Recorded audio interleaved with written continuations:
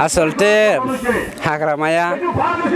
बिजेपिनिफ्राय बिजेपिजों दा एलायन्स दङमोन बे एलायन्सनिफ्राय होखारजाबाय होखारजानानै लाजिनायनि जा पर्दा बे पर्दाखौ बाहायनो थाखायसो बे सोदोबखौ बाहायदों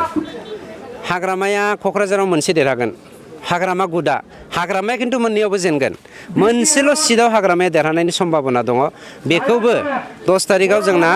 क'क्राझार आरो चिरां जिल्लाया इलेक्सन जागोन नालाय 10 तारिखनि सिगां जों फोजोबखागोन थारमाने हाग्रामाया जिर' खासै बेवहाय नेशनेल पार्टी बिजेपिनि बाथ्राखौथ' गुलिमार इउपिपिएलजोंनो फैथोंसै चेलेन्ज खालामनो पलिटिकेलि आं बिथांखौ अपेन चेलेन्ज खालामो बिथाङा देग्लाय सरकार दानो नाजासै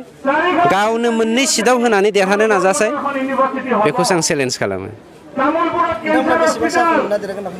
27निफ्राय 32 मिनिमाम 27 मेक्सिमाम जों 32 मोनगोन बे 100% सैथो नाथाय नोंथांखौ गोबां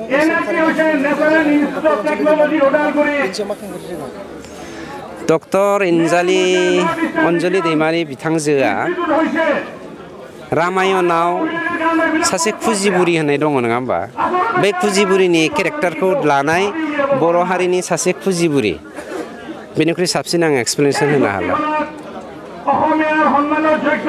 ডক্টৰ ভূপেন হাজৰিকাৰ কাৰণে সাংস্কৃতিক প্ৰকল্পৰ কাৰণে প্ৰস্তাৱ লোৱা হৈছে এইটো কি বেয়া হৈছে নেকি আমাৰ दिनैनो दुध का दुध पानी का पानी प्रमाण हो गया नंगौना नङा दिनै माबायावहाय बाक्सा जिल्लायाव कमप्लिटलि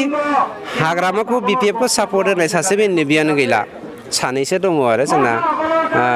जोंनि बिदा गेदेर मा बर'मोनलाय धीरेन बर'जों सानैसो दङ आं बेखौबो नोंथांमोननि सिगाङाव साननैसो उनावनो सारप्राइज देखायनो थांगासिनो दङ जोबनायनि लामायाव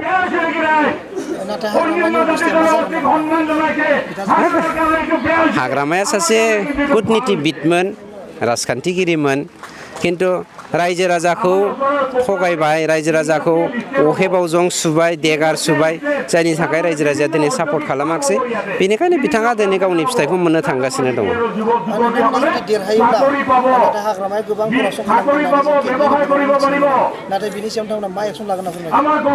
धामाका बिजेपिया होनदों ख्रिस्टमास धामाका खालामगोन 15 तारिखआव सरकार दागोनथ' इउपिपिएलआ आंथ' गौरबजों अहंकारजों बिखा माने फोरदाननानै बुंनो हायो इउपिपिएलआ 15 डिसेम्बराव सरकार दागोन आरो सरकार दानायनि उनाव हाग्रामाल' नङा जायफ्रा मेम्बारसिम माने कारापसनाव इनभल्भ दङ साफ्रोमखौबो जोङो सेन्ट्रेल जेलाव सोखागोन बे 100% सैथो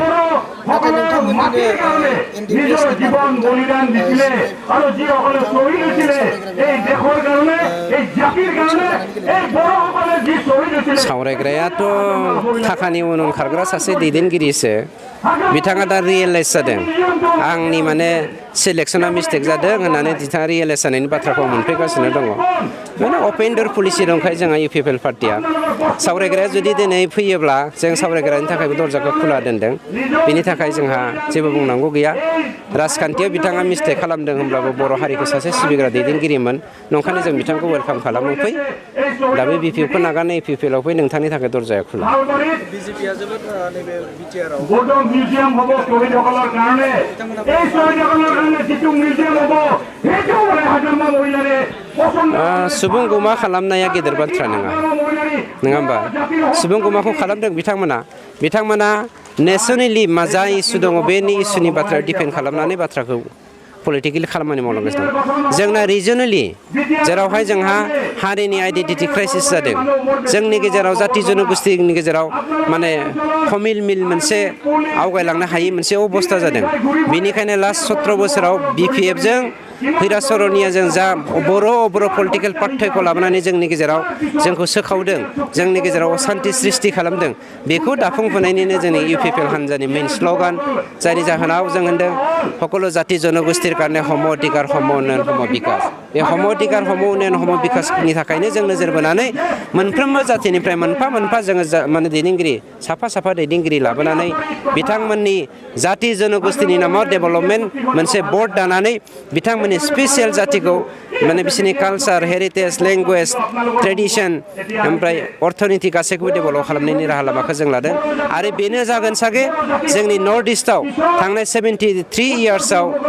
इयार्सनि उनाव दाजानाय मोनसे बयनिख्रुइ साबसिन एडमिनिस्ट्रेटिभ सिस्टेम जाय एडमिनिस्ट्रेटिभ सिस्टेमखौ इन्टारनेशनेल फल' खालामनो बाध्य जागोन